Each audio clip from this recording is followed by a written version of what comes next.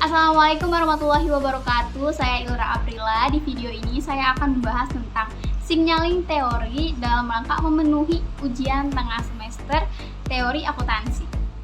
Signaling teori adalah tindakan yang diambil oleh manajemen perusahaan untuk memberikan petunjuk kepada investor mengenai prospek perusahaan. Teori sinyal ini ditemukan oleh Spence pada tahun 1973. Spence menyatakan bahwa informasi asimetris terjadi pada pasar ketenagakerjaan.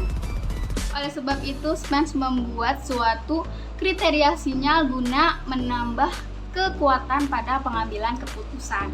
Signaling teori menekankan pada informasi yang dikeluarkan oleh perusahaan terhadap keputusan investasi pihak di luar perusahaan.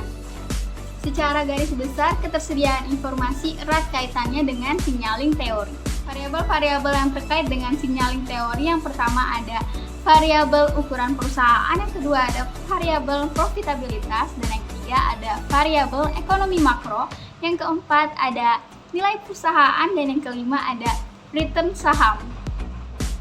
Variabel yang terkait dengan signaling teori yang pertama ada variabel ukuran perusahaan. Ukuran perusahaan adalah rata-rata dari penjualan bersih tahun yang bersangkutan dan tahun yang akan berjalan.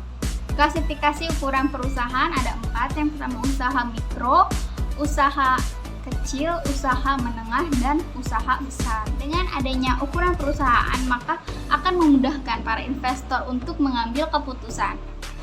Nah, variabel yang terkait kedua adalah variabel profitabilitas.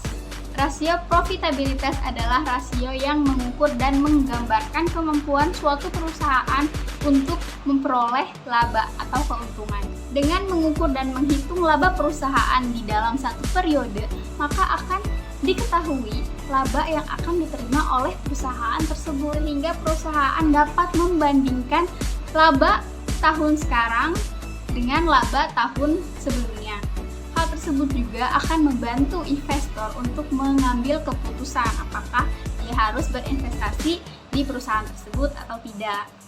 Variabel yang terkait dengan teori signaling yang ketiga adalah variabel ekonomi makro. Ekonomi makro adalah bagian dari ilmu ekonomi yang membahas komponen-komponen ekonomi secara agregat. Komponen-komponen ekonomi makro seperti tingkat inflasi dan tingkat suku bunga. Contohnya, tingkat inflasi ini adalah suatu kondisi di mana terjadi kenaikan harga semua barang secara terus-menerus di suatu perekonomian tertentu. Sehingga inflasi yang tinggi akan mengancam perekonomian.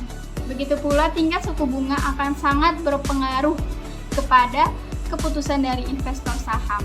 Dan variabel yang terkait dengan sinyal teori yang keempat adalah nilai perusahaan. Nilai perusahaan adalah harga suatu perusahaan yang akan dijual kepada investor. Tinggi rendahnya nilai perusahaan bergantung pada harga saham yang sedang meningkat. Dan variabel yang terakhir yang berhubungan dengan signaling teori yaitu return saham. Return saham yang akan dibahas di video ini adalah return yang berkaitan dengan capital gain dan dividend yield. Capital gain adalah selisih antara harga saham saat ini dengan harga saham sebelumnya. Sedangkan dividend yield adalah bagian dari keuntungan perusahaan yang akan dibagikan kepada pemegang saham. Sebagai investor yang membeli suatu saham, pastinya mengharapkan perusahaan tersebut mendapatkan laba yang besar. Sekian dari penjelasan di video ini. Wassalamualaikum warahmatullahi wabarakatuh.